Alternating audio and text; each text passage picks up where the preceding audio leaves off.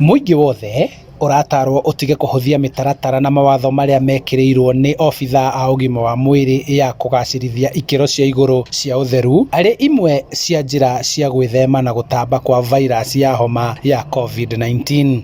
Na turaiga atiriri ithu ta ngurubu nitukunyitira itura ritu na turaiga turehe matangi maya nigetha andu methambe moko toguo thirikari irenda. Number 2 tunyitane ithuothe tugerie kwira andu mamenyithio through system ino ya matangi andu othe mamenyithio ati haha hatirĩ na itheru andu methambe moko na maikare mucii.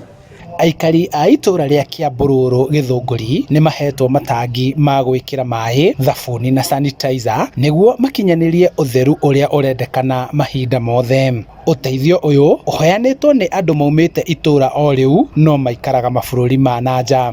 Ndakiuga ni gucokia ngatho kuri aya maronire ati andu aria mamaciarite ni meguthira marona wega ni matuteithie matuhe matangi matuonio tungithamba moko tugathera. Francis Gitari Mwaura ni muikari wa itura riri uria unyitite mbaru ikinya ria mutongoria wa bururi ria kuria a Kenya guikara nyumba mathaa ma utuku, akiuga gwika uguo ni gukunyihia gutambio kwa murimu uyu, na oho akiuria muingi kugathika mitaratara mikinyaniru riria muingi waumira kuruta mawira mao mathaa-ini ma muthenya.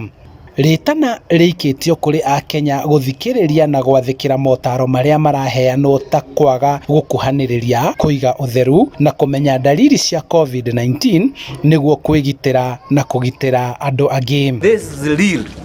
Andu ni marakua, andu ni mathirite, muronire China, muronire Italy, tutanakinya hau ri reke turigiririe tondu kurigiriria ni kwega gukira kuhonia. Handu-ini ha Inooro TV kuma kaunti-ini ya Kiambu, njitagwo Charles Gikunga wa Kariuki.